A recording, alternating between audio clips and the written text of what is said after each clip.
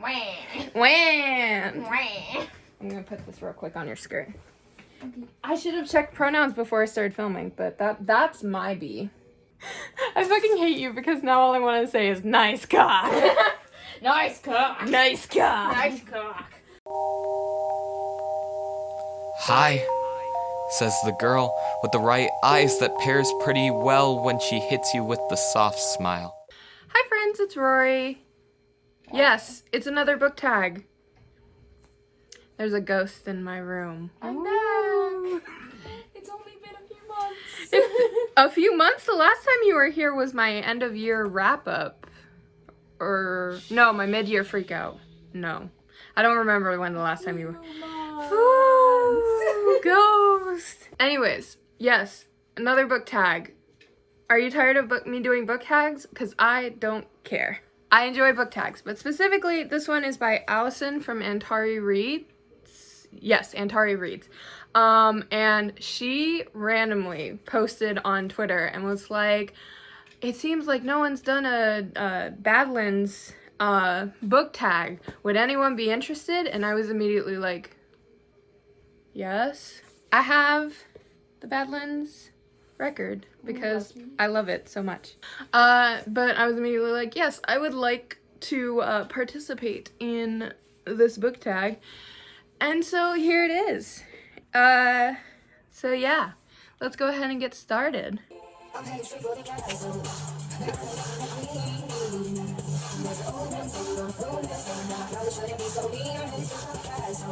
That song always reminds me of Cinder. Yes. The question for Castle, fantasy with a royal family. For that one, I chose The Selection by Coeur. It's an old book. It's a not very good book, but I fucking love this book. I speed read it through it, like, in college in like 4 hours. There's a prince. His name is Prince Maxon. He's my favorite and I adore him. And then there's his parents. You got his mom, who is an angel and deserved better, and then you got his dad, who is a fucking dickwad. So yeah, that's question one.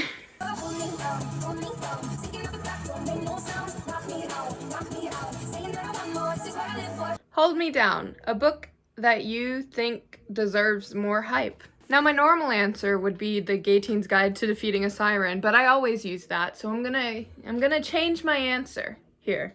And instead, I'm going to talk about On a Sunbeam by Tillie Walden, which is my favorite graphic novel of all time. I adore it, and it needs so much more hype than it gets.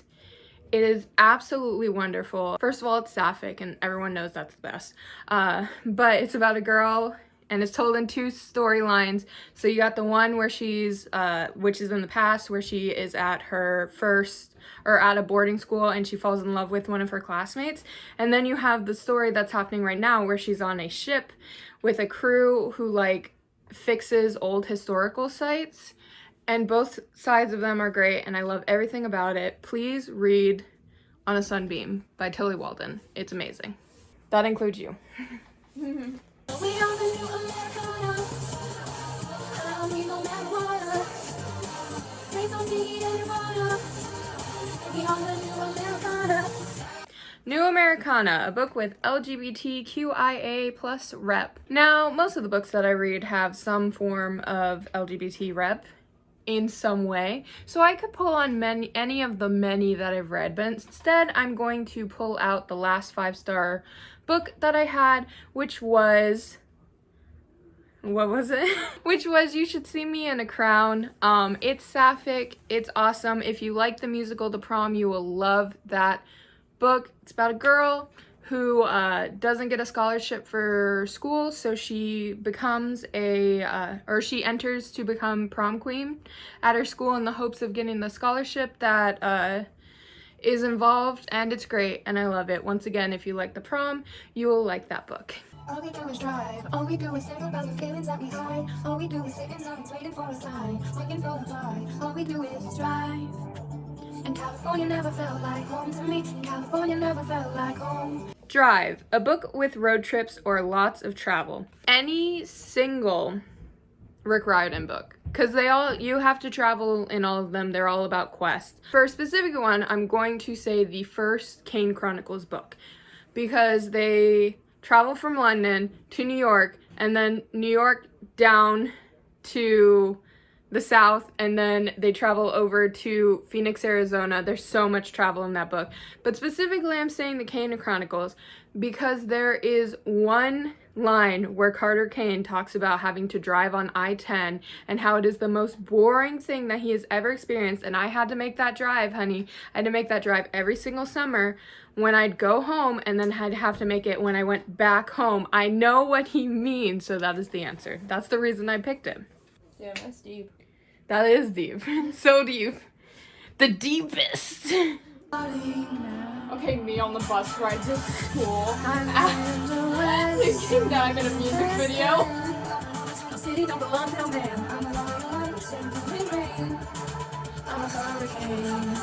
Hurricane, a strong female main character. When I think of strong female characters, I think of Toru Honda from Fruits Basket. Like, she's literally the backbone to this entire series. She supports all of the characters, and she's just so strong, but no one wants to like see her as strong because she doesn't fight. She's not a fighter. She's not what someone would typically call a strong female character, but she is so emotionally there to help other people that I just she's so fucking strong.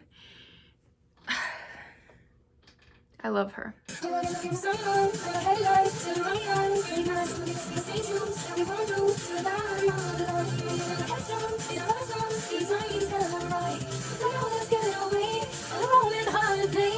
Roman Holiday, a book featuring a canon ship that you love. Let me talk about how much I love Kyoshi and Rangi. This is gonna be no big surprise if you follow me on Twitter, because there are parts of their love story that live in my brain rent-free. The lake scene, the scene on the iceberg, the horse stance scene, the part in the second book with the horse stance.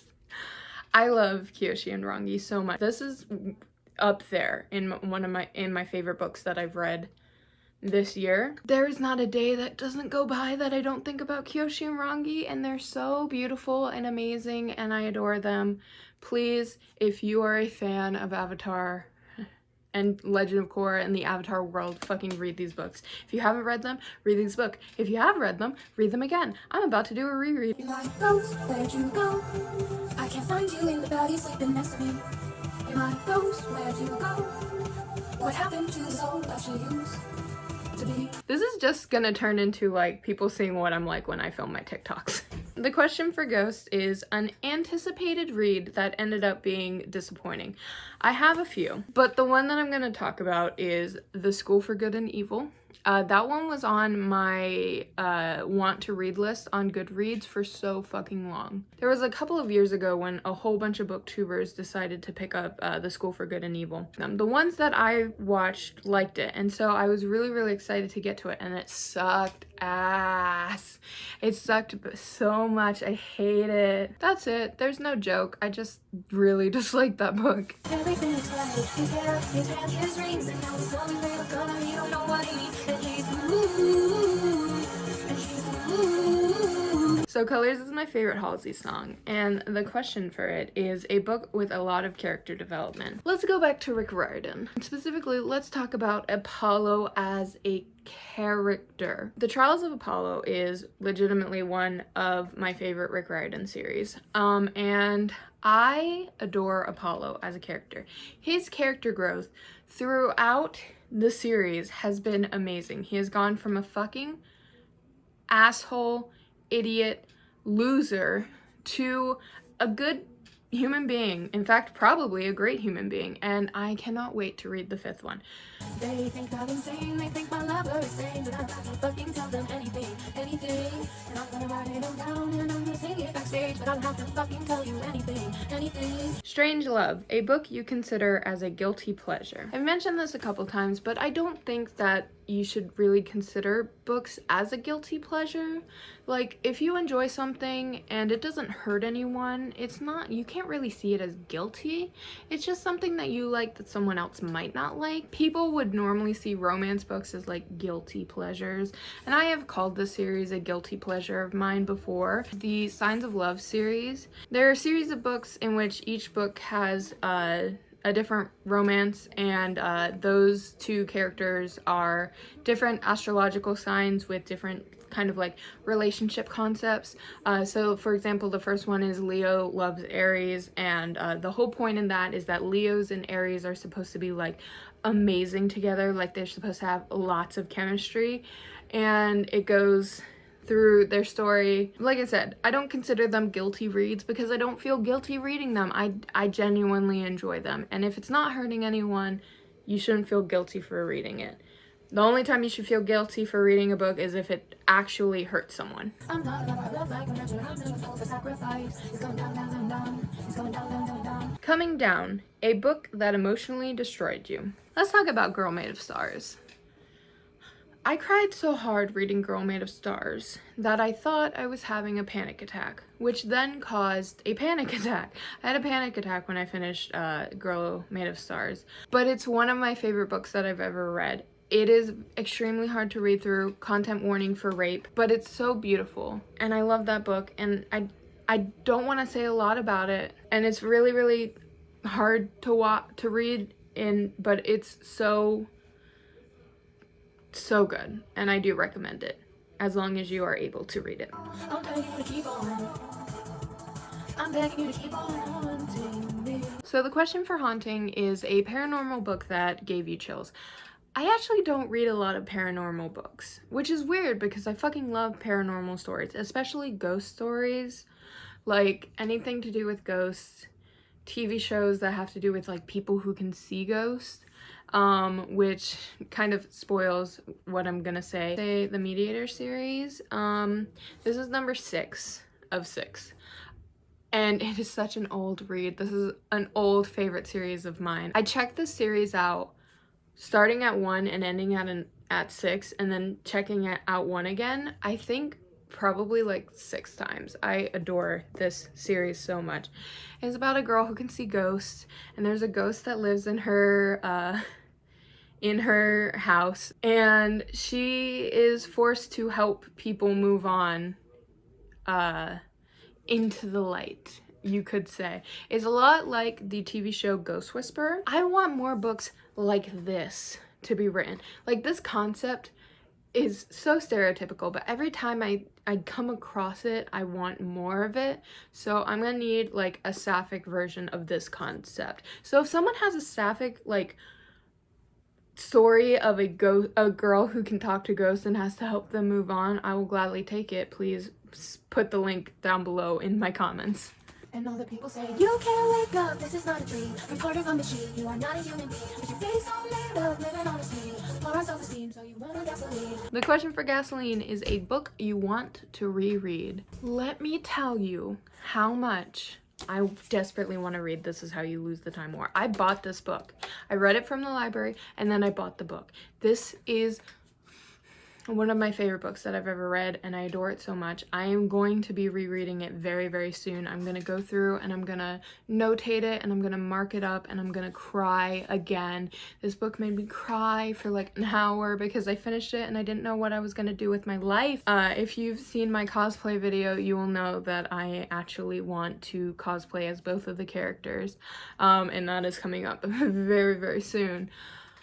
I just love this book so much. It's about 2 time agents who are on different sides, and they have to change things in different time strands to make it so that in that like timeline their species comes out on top, and they send letters back and forth to each other, and then they fall in love. It's the enemies to lovers goodness that I adore. And all the kids cry out, please stop, you're scaring me. I can't take this awful burning. Goddamn right, you should be scared of me. Who is in control? The question for Control is a book with a morally gray main character. And I had a lot of issues with this, which is really weird because I adore morally gray characters like so much. I love them. But most of the ones that I tend to like that are main characters happen in video games. I'm talking like Booker DeWitt, Commander Shepard, depending on how you play her. All of these like morally gray characters, I tend to find them more on my video games than I do in my books. So I ended up kind of like settling on Nimona from Noelle Stevenson, who, like, I'm sure a lot of people know is the creator of She-Ra. Nimona is their graphic novel that Noelle wrote about a villain who gets a sidekick, go on a whole bunch of adventures trying to take down like the ruling government of a kingdom. The reason why I say morally gray is because he's a villain, but he's only a villain to help other people. Like, it's kind of like a Robin Hood situation where he does evil for the good of the people, and I really think that the graphic novel is kind of cute. So morally gray character.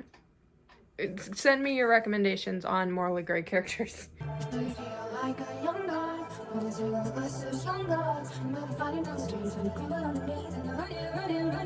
And Young God, a book that features deities.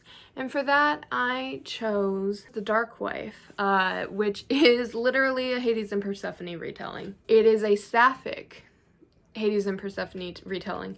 And the best part about that is it is a happily ever after cute retelling of the Hades and Persephone legend, and I adore it, and it's really, really good. You can get it for free if you have Amazon Unlimited. I highly recommend it. Because you're mine, I walk the line.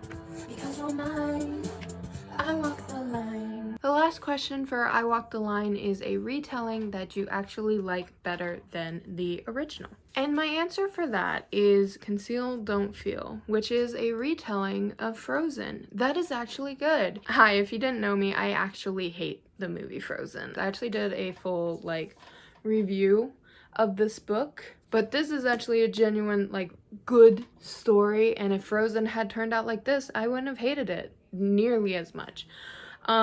Basically it's the story of if after what happened where Elsa like froze part of Anna's heart, something happened that had to result in Anna being removed from the castle, and so they had both of their memories erased and they don't remember each other.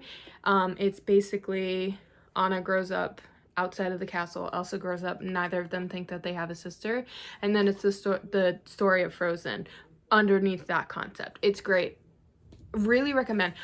I've heard a lot of these are really, really good. I have another one. This is the only one that I've read. If that one turns out to be any good, I might have to start reading more of these like twisted fairy tale versions of the Disney movies. And that is the end of the Halsey Badlands book tag. As always, I hope that you guys had a great time with me today. Down below there are links to where you can register to vote, along with other important information. Along with that, there will also be other links and resources to different social movements that are going on right now, and ways that you can help. Other than that, I hope that you guys had a great time with me today. Bye! They don't wanna talk, they don't wanna feel the voice in my head saying I don't think I'm. They don't wanna talk, they don't wanna feel the voice in my head saying I don't think I'm real, I don't think I'm real, I don't think I'm real, I don't think I'm real, I don't think I'm. I don't know where my head's been at.